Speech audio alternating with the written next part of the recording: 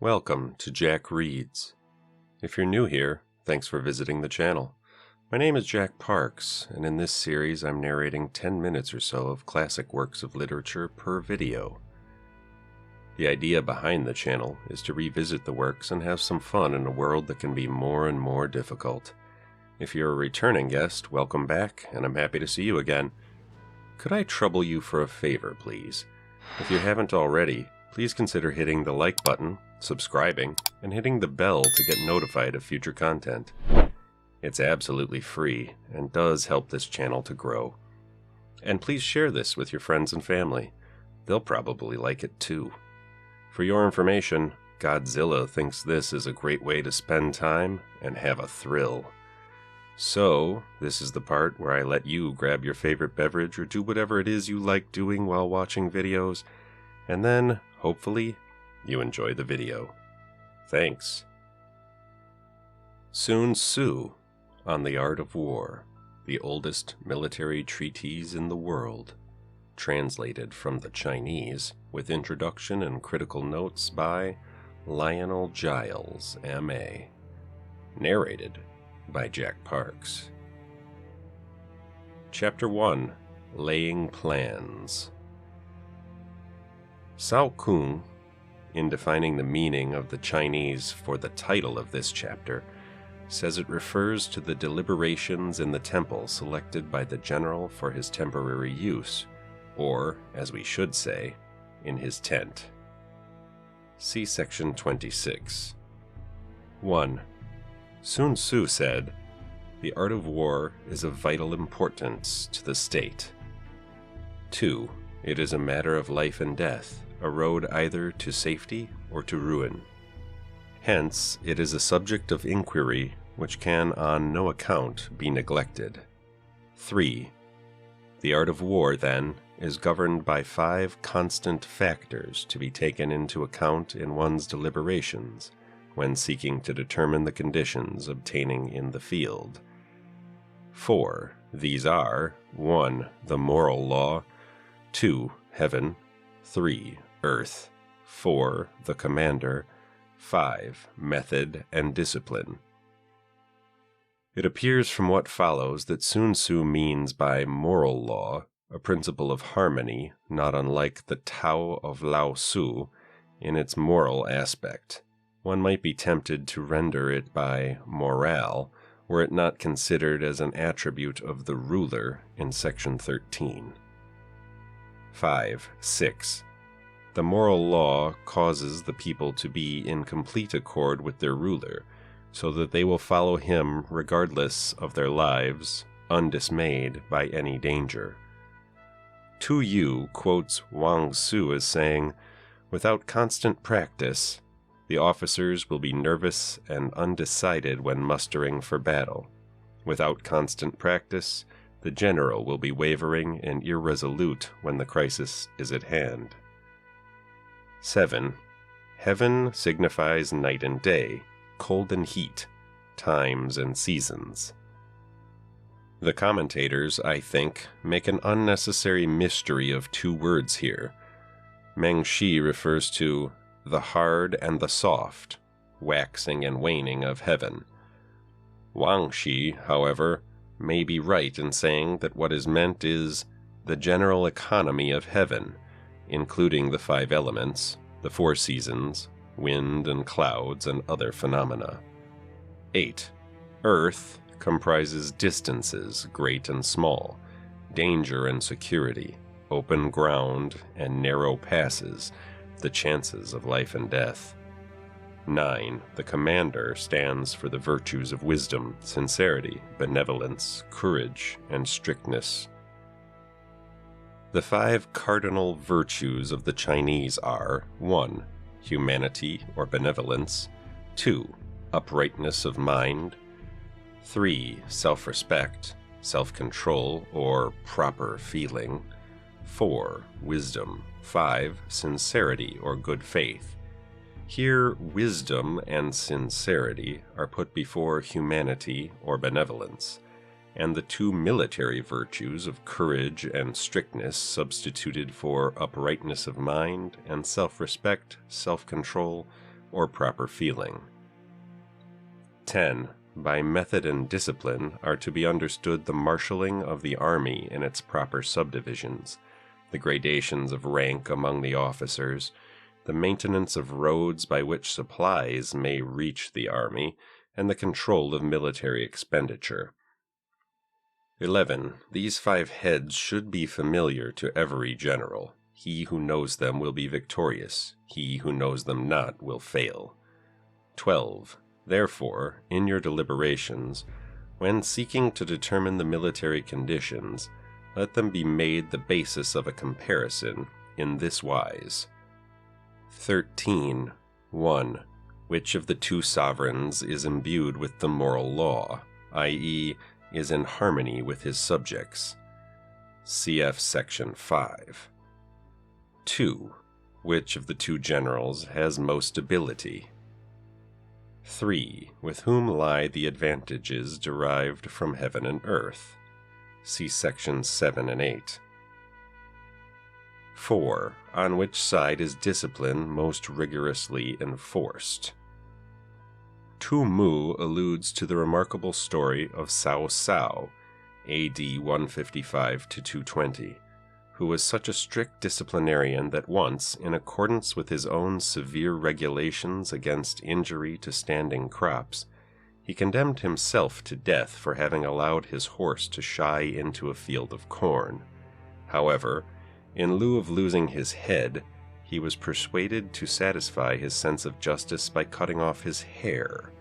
Cao Cao's own comment on the present passage is characteristically curt. When you lay down a law, see that it is not disobeyed. If it is disobeyed, the offender must be put to death. 5. Which army is stronger? Morally as well as physically. As Mei Yaoshen puts it, freely rendered, esprit de corps and big battalions. 6. On which side are officers and men more highly trained? Tu Yu quotes Wang Shu as saying, "Without constant practice, the officers will be nervous and undecided when mustering for battle. Without constant practice, the general will be wavering and irresolute when the crisis is at hand." 7. In which army is there the greater constancy both in reward and punishment? On which side is there the most absolute certainty that merit will be properly rewarded and misdeeds summarily punished? 14. By means of these 7 considerations I can forecast victory or defeat. 15. The general that hearkens to my counsel and acts upon it will conquer. Let such a one be retained in command. The general that hearkens not to my counsel nor acts upon it will suffer defeat. Let such a one be dismissed. The form of this paragraph reminds us that Sun Tzu's treatise was composed expressly for the benefit of his patron, Ho Lu, king of the Wu state. 16.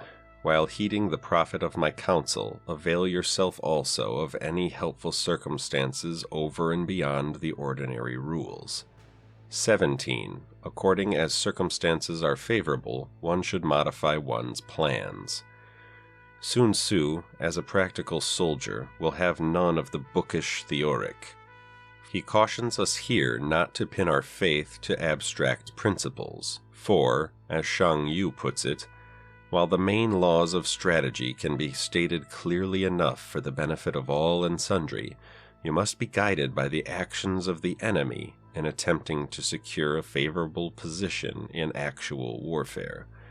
On the eve of the Battle of Waterloo, Lord Uxbridge, commanding the cavalry, went to the Duke of Wellington in order to learn what his plans and calculations were for the morrow, because, as he explained, he might suddenly find himself commander-in-chief and would be unable to frame new plans in a critical moment. The Duke listened quietly and then said, "Who will attack the first tomorrow, I or Bonaparte?" "Bonaparte," replied Lord Uxbridge. "Well," continued the Duke, "Bonaparte has not given me any idea of his projects, and as my plans will depend upon his, how can you expect me to tell you what mine are?" 1. 18. All warfare is based on deception. The truth of this pithy and profound saying will be admitted by every soldier. Colonel Henderson tells us that Wellington, great in so many military qualities, was especially distinguished by the extraordinary skill with which he concealed his movements and deceived both friend and foe. 19. Hence, when able to attack, we must seem unable. When using our forces, we must seem inactive. When we are near, we must make the enemy believe we are far away. When far away, we must make him believe we are near. 20. Hold out baits to entice the enemy, feign disorder, and crush him. All commentators, except Shang Yu, say, when he is in disorder, crush him. It is more natural to suppose that Sun Tzu is still illustrating the uses of deception in war. 21. If he is secure at all points, be prepared for him. If he is in superior strength, evade him. 22. If your opponent is of choleric temper, seek to irritate him. Pretend to be weak, that he may grow arrogant. Wang Zhu, quoted by Tu Yu, says that the good tactician plays with his adversary as a cat plays with a mouse, first feigning weakness and immobility, and then suddenly pouncing upon him. 23. If he is taking his ease, give him no rest. This is probably the meaning, though Mei Yao Shen has the note, while we are taking our ease, wait for the enemy to tire himself out. The Yulan has lure him on and tire him out. If his forces are united, separate them. Less plausible is the interpretation favored by most of the commentators. If sovereign and subject are in accord, put division between them. 24. Attack him where he is unprepared. Appear where you are not expected. 25. These military devices, leading to victory, must not be divulged beforehand. 26. Now the general who wins a battle makes many calculations in his temple ere the battle is fought. Shang Yu tells us that in ancient times it was customary for a temple to be set apart for the use of a general who was about to take the field, in order that he might there elaborate his plan of campaign. The general who loses a battle makes but few calculations beforehand. Thus do many calculations lead to victory, and few calculations to defeat. How much more no calculations at all? It is by attention to this point that I can foresee who is likely to win or lose. I love this one because Sun Tzu is setting out to help this provincial king, telling him what to think about in war, but we also get several layers of commentary because this thing is originally 2,400 years old. It's pretty amazing to think about just how long we've been waging war, and how this was the first guy we have on record who wrote a real treatise about it that we have in our public historical record. But what do you think? Let me know in the comments. And as always, take care of yourself and those you love, and thanks for being here. See you next time.